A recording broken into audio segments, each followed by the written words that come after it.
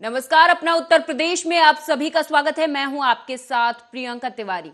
खबरों को विस्तार से जानेंगे। केंद्र और प्रदेश सरकार लोगों की सुरक्षा के लिए लगातार प्रयासरत है। प्रदेश की जनता को सुरक्षा का एहसास और आपात स्थिति से बचाने के लिए सरकार ने रैपिड एक्शन फोर्स को जिले की पुलिस के साथ फ्लैग मार्च के निर्देश दिए हैं। इसी कड़ी में सिटी सर्किल की पुलिस ने रैपिड एक्शन फोर्स के साथ शहर में फ्लैग मार्च किया। सीओ सिटी वंदना सिंह के साथ रैपिड एक्शन फोर्स ने मिल एरिया थाना क्षेत्र के सारस चौराहे से फ्लैग मार्च की शुरुआत करते हुए रायबरेली लखनऊ NH30 पर सिविल लाइन डिग्री कॉलेज अस्पताल चौराहे होते हुए कोतवाली तक मार्च किया गया।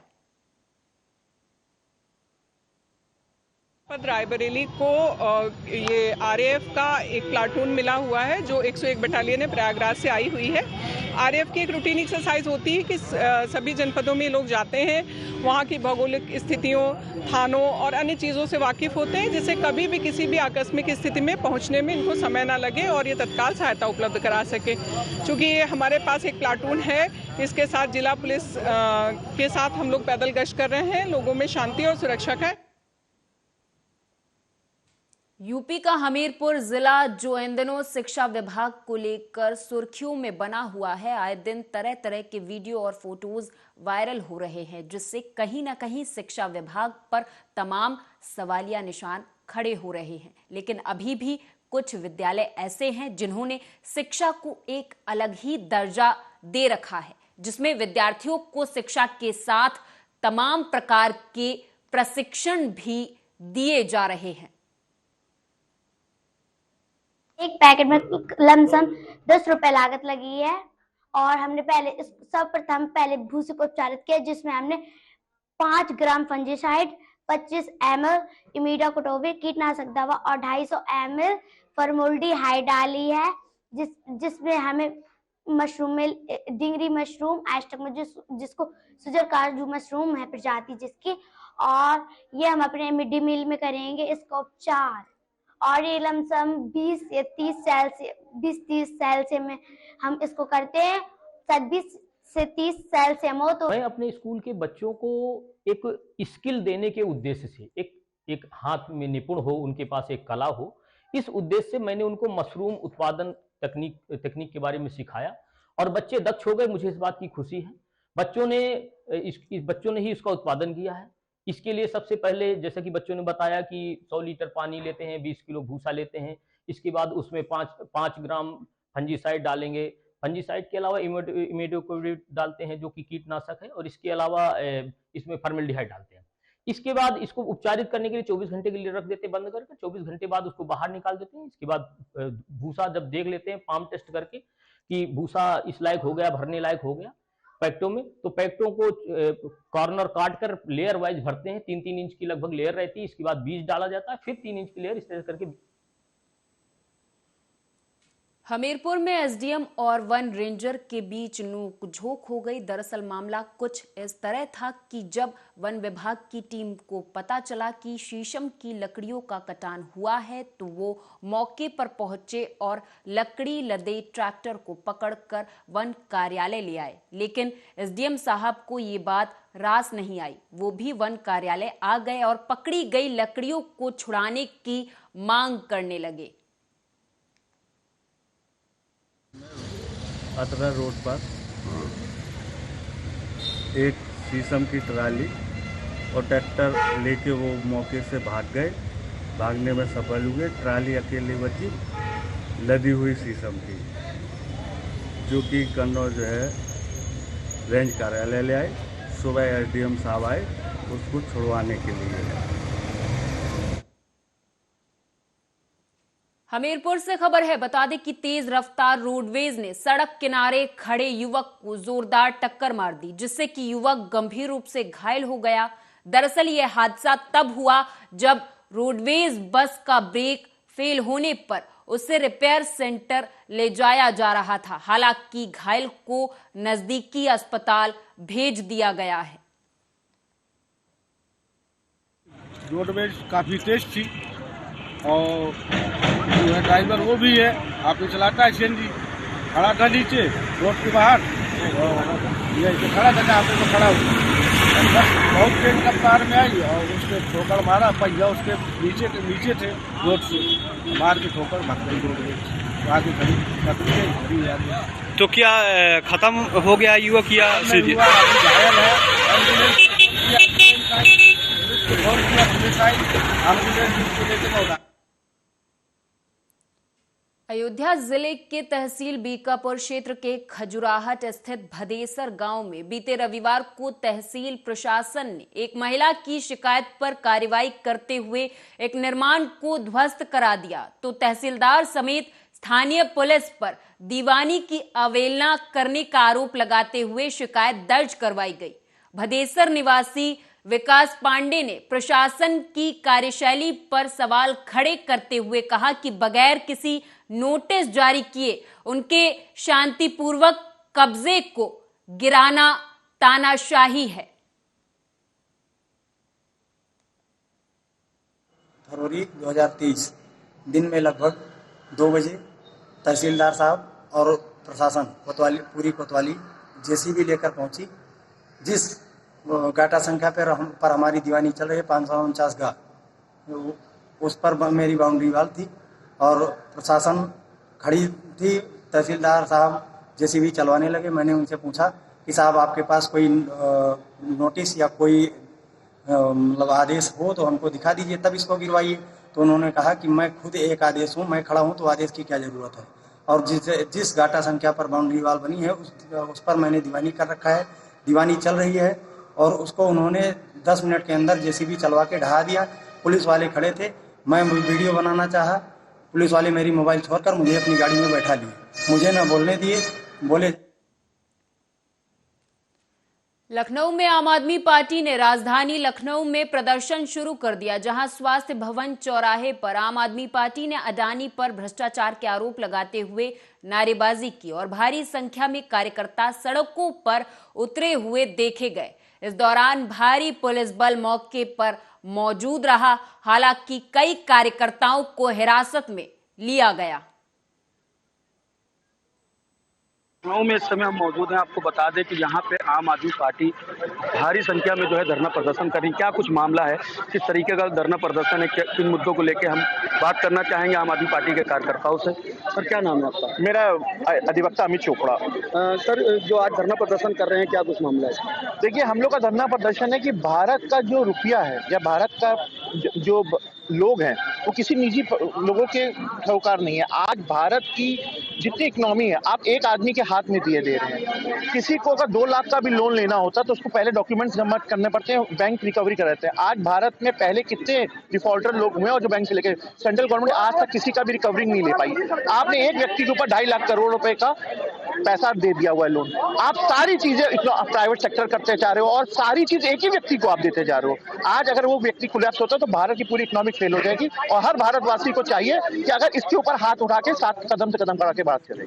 जिस तरीके से एलआईसी का जो पैसा था, एलआईसी का जो पैसा था वो अडानी ग्रुप में लगाया गया था, तो इसके लिए आप किस तरीके से जो है आंदोलन कर रहे हो, कहाँ तक जाने का प्रयास कर रहे हो? देखिए, हमारे माननीय श्री सांसद संजय सिंह जी इसके लिए संसद में हमेशा बात उठाते आ रहे हैं कि जो पैसा लगा ये आज अब तो एलआईसी का भी हुआ है, वो पिछले 1.5 साल से इस बात को संसद में उठा रहे हैं कि अडानी का कौन सी इनकी रिश्तेदारी है कि आप अडानी को पूरा प्रमोट करते चले जा रहे हो। जिस व्यक्ति का आज से 2014 पहले 35,000 का था, आज उसका टर्नओवर इतना लंबा आपने लाके खड़ा कर दिया। आप एक अगर इकोनॉमिक किसी ने पढ़ी हो, आप अगर डिस्प्यूट करेंगे लोगों को, आप एक ही को सिस्टम लेके तो वो जो चाहता है कर ले। पहले एयरपोर्ट में आप जाते थे, पार्किंग का टिकट 20 रुपए का होता था, 30 रुपए का होता था, आज पार्किंग में 70 रुपए। और सिस्टम ऐसे उन्होंने किया हुआ है कि अगर 10 मिनट के अंदर राउंडिंग करनी हो, अब वो आदमी जब पार्किंग में लेके जाता है कम से कम उसको 20 मिनट, मतलब पैसा, जनता का पैसा लूटने का उन्होंने सारे तरीके निकाले हैं। तो अब यहाँ से जिस तरीके से धरना प्रदर्शन कर रहे हैं, भारी पुलिस फोर्स भी लगी हुई है, तो यहाँ से कहाँ जाने की पूरी तैयारी कर? देखिए, हम लोग मार्च करेंगे और हम लोगों ने आगे भी पहले भी लाठी खाई है पुलिस की, और भी फिर खाएंगे हम लोग लाठी। हम लोग लाठी से ना डरने वाले हैं, हम लोग इस इंकलाब से निकले आदमी है, आंदोलन से निकले वाले पार्टी के लोग हैं, हम लोग आंदोलन करते रहेंगे सड़क पर। जी बिल्कुल देख सकते हैं कि जिस तरीके से कल कांग्रेस पार्टी का धरना प्रदर्शन था अडानी को लेकर, वहीं आज आम आदमी पार्टी का भी धरना प्रदर्शन देखने को मिला राजधानी लखनऊ के अंदर। मैं शमशाद आलम, आर्या न्यूज। यूपी के डिप्टी सीएम ब्रजेश पाठक ने मिर्जापुर जनपद का दौरा किया, जहां डिप्टी सीएम ने बाजीराव कट्टे से पत्रकार वार्ता को संबोधित किया। उन्होंने कहा कि प्रदेश को व्यापारिक दृष्टि से मजबूत करने के लिए व्यापार संगठनों के नेताओं से मुलाकात करना जरूरी था और उनकी परेशानियों को दूर करने का आश्वासन भी डिप्टी सीएम ने दिया है।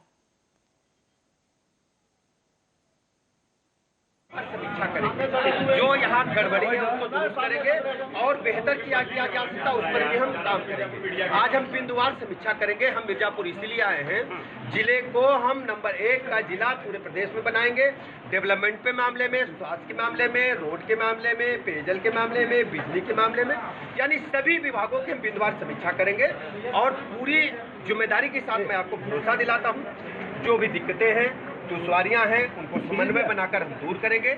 मिर्जापुर जनपद की हमारी सर्वश्रेष्ठ टीम है, हमारे सभी जनप्रतिनिधि हैं, जिलाध्यक्ष जी हैं और भरोसा रखिए हम अपने जिले को नंबर 1 पर लाएंगे। मिर्जापुर।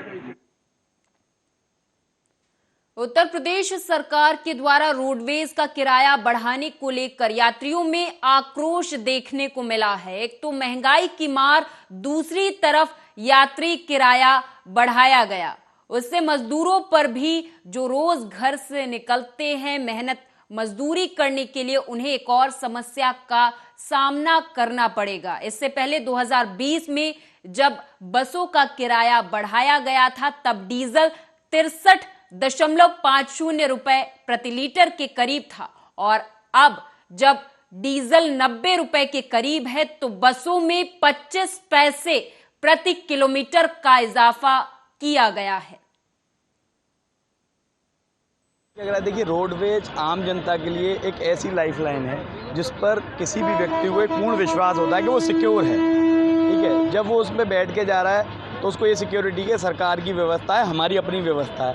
हमारी व्यवस्था ये सोचे बिना कि हमारी क्या स्थिति है, हमारी आमदनी क्या है, चीज़ें किस कदर बढ़ रही हैं, गवर्नमेंट इस चीज़ को सोचे बिना और चीज़ें बढ़ा रही है। चलिए इसके अलावा दूसरी बात करते हैं। सबसे बड़ी बात आप ये बताइए मेरे को, अभी तक विधायकों की, सांसदों की जो पेंशनें हैं वो क्यों हैं? हम ये सोचते हैं कि ये हमारी सरकार का फेलियर है, जो इतना पैसा बाहर से लोन लेने के बाद भी, हमारा टैक्स बढ़ने के बाद भी हमारे पिताजी सरकारी कर्मचारी हैं, उनका क्या बोलते हैं, उनकी पेंशन काटने के बाद भी सरकार को अब हमारा किराया और बढ़ाने की ज़रूरत पड़ रही है। क्यों? वो चाहती है कि पोल्यूशन कम हो जाए, हम पब्लिक ट्रांसपोर्ट यूज़ करें, फाइन, लेकिन आप क्यों बढ़ा रहे हो? रायबरेली में जमीनों पर हो रहे अवैध कब्जे को लेकर सूबे के मुखिया सख्त रुख अपनाए हुए हैं। बीते दिनों उनके द्वारा कहा गया है कि अगर कोई भी व्यक्ति जमीन पर गलत तरीके से कब्जा करता है तो उसके ऊपर सख्त से सख्त जिला प्रशासन कार्रवाई करे। वहीं रायबरेली में बीजेपी के पूर्व जिला अध्यक्ष दिलीप यादव पर आरोप लग रहे हैं कि उनके द्वारा अमावा ब्लॉक के दुसौती ग्राम सभा के रहने वाले जय बहादुर सिंह की जमीन अमावा चौराहे पर है, जिस पर बीजेपी के पूर्व जिला अध्यक्ष दिलीप यादव जबरन कब्जा करने की कोशिश कर रहे हैं। अमावा क्षेत्र का एक प्रकरण जो भूमि विवाद से संबंधित है, अभी यहाँ पर मेरे समक्ष कुछ लोग पेश हो गए, उन्होंने प्रार्थना पत्र दिया है। इस संबंध में जांच कराकर आवश्यक कार्रवाई की जाए। जमीन 2001 में हमने नीलामी मिली थी और उसके बाद वो उस पर फाइनेंस भी है हमारा। और अब ये दिलीप यादव जो आए ये अपना कब्जा करने लगे। वो कहते हैं कि आप छोड़ दीजिए, हम हमारी ऊपर तक पहुँचे, हमारी जमीन छोड़ के भाग जाइए।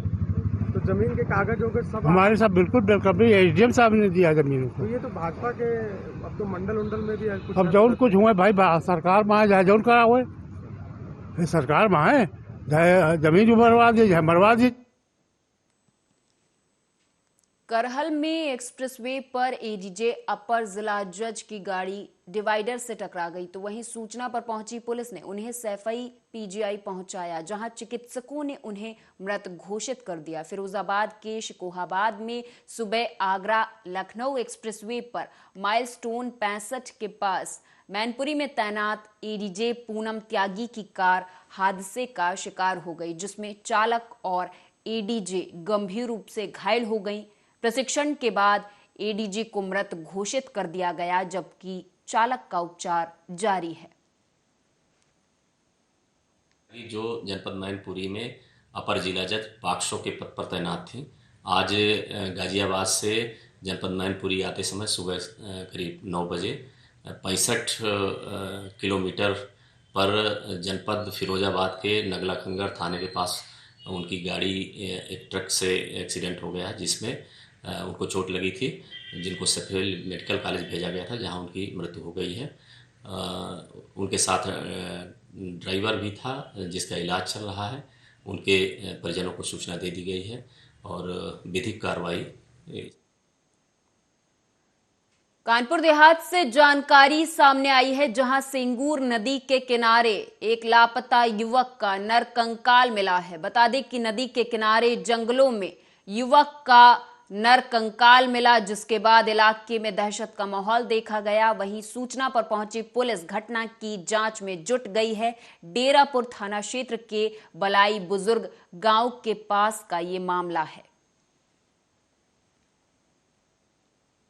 डेरापुर क्षेत्र अंतर्गत ये सिंगूर नदी जंगल किनारे जो है वहाँ पे एक नरकंकाल मिलने की सूचना मिली थी सुबह। तो तुरंत मौका मुआयना है तो मैं एडिशनल एसपी बाकी अन्य सक्षम अधिकारी मौका पर पहुँच गए थे। इसको प्रथम दृष्टया जब देखे तो ऐसा लग रहा है कि जो मृत्यु अवस्था में जो बॉडी थी उसको जो जंगली जानवर जो है उसने मतलब बुरी तरीके से खा लिया है। तो इनका जो मृत्यु कैसे हुई वो सब अभी छानबीन चल रही है और तकनीकी सेवाओं के उपयोग किया जा रहा है और गांव में इसका पूरी छानबीन की जा रही है, लोगों से पूछताछ की जा रही है। जो भी विषय अवगत मतलब सामने आएंगे आपको अवगत किया जाएगा। सर क्या लग रहा है कि ये जो मौत हुई है ये मौत पहले हो सकती है, फिर जानवरों ने नोचा हो, या फिर कोई ऐसा बड़ा जानवर हो सकता है जिसने अटैक कर दिया हो? ये फिलहाल जब वहाँ पे मौका मुआयना की गई थी तो एक जगह पे एक क्लिनिक प्लस शैम्पू पैकेट और कुछ कपड़े ऐसे एक आराम से रखा हुआ था। तो ऐसा लग रहा है कि प्रथम दृष्टया की जो ये व्यक्ति है नहाने हेतु वहाँ पे गया होगा और बाकी अभी ये देखना पड़ेगा, क्योंकि जिस तरीके से कंकाल मिली है तो इस पर डेफिनेटली जो ये जंगली जानवरों का हादसा तो है, लेकिन इसमें ये देखना है कि क्या इनकी मृत्यु उससे पहले हुई है या जंगली जानवरों के साथ मतलब उसी के वजह से हुआ है, वो ये छानबीन में पता चले। रायबरेली के न्यायमूर्ति पिछड़ा आयोग के अध्यक्ष राम अवतार सिंह रायबरेली पहुंचे, जहां बचत भवन में अधिकारियों और जनप्रतिनिधियों के साथ उन्होंने समीक्षा बैठक की। बता दें कि नगर निकाय चुनाव में आरक्षण को लेकर अनियमितता की शिकायतें लगातार आ रही थी, जिसको संज्ञान में लेते हुए हाईकोर्ट ने सरकार से पिछड़ा वर्ग आयोग बोर्ड का गठन करके सभी जिलों में नए सिरे से अधिकारियों और जनप्रतिनिधियों के साथ आरक्षण सूची की समीक्षा बैठक करने के निर्देश दिए हैं।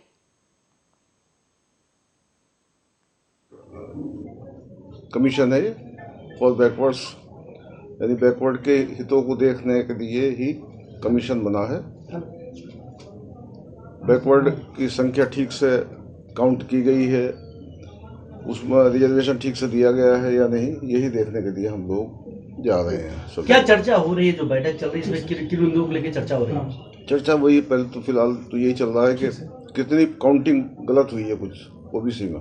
सर कई जिलों में गए हैं आप, क्या निकल के आ रहा है? जो पहले आरक्षण लागू हो गया था और जो कमेटी बनाना पड़ा, तो निकल के क्या आ रहा है? सोनभद्र के चोपन थाने की पुलिस और एसओजी की टीम ने बग्घा नाला के पास मंगलवार की सुबह मुठभेड़ के दौरान एक नक्सली समेत 2 अंतर्राज्यीय बदमाशों को गिरफ्तार किया है। दोनों इसी थाना क्षेत्र में 4 दिन पहले कार लूट की वारदात में शामिल थे। मुठभेड़ में एक बदमाश के पैर में गोली लग गई, उसे चोपन सीएचसी में भर्ती कराया गया। पकड़े गए बदमाशों पर 25-25 हजार का इनाम घोषित था। दोनों बिहार के किसी व्यापारी की हत्या के लिए निकले थे। वहीं इस मुठभेड़ से जनपद में सनसनी फैल गई है।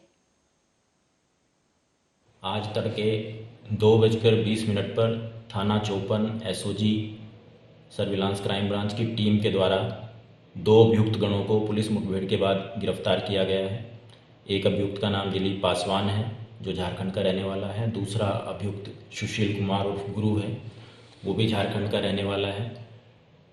रात्रि में चेकिंग के दौरान मोटरसाइकिल से आते हुए इनकी गतिविधि संदिग्ध लगी। जब पुलिस ने इनका चेकिंग करना शुरू किया, रोकने की प्रयास किया, तो इनके द्वारा पुलिस टीम पर फायरिंग की गई। जवाबी कार्रवाई में पुलिस के द्वारा भी फायरिंग की गई। इसमें एक अभियुक्त के पैर में गोली लगी है, सुशील नाम के अभियुक्त के पैर में गोली लगी है। अग्रिम जांच करने पर यह पता चला कि ये लोग हमारे केस में एक केस में लूट के वांछित भी थे। इनके ऊपर 25-25 हज़ार का इनाम था। 3 तारीख को इनके द्वारा अपने 2 सदस्यों के साथ मिलके हमारे थाना क्षेत्र में एक स्विफ्ट कार की लूट की गई थी और उस लूट के बाद इनका प्लान था कि ये बिहार में जाकर सासाराम जिले में जाकर एक व्यापारी को लूट।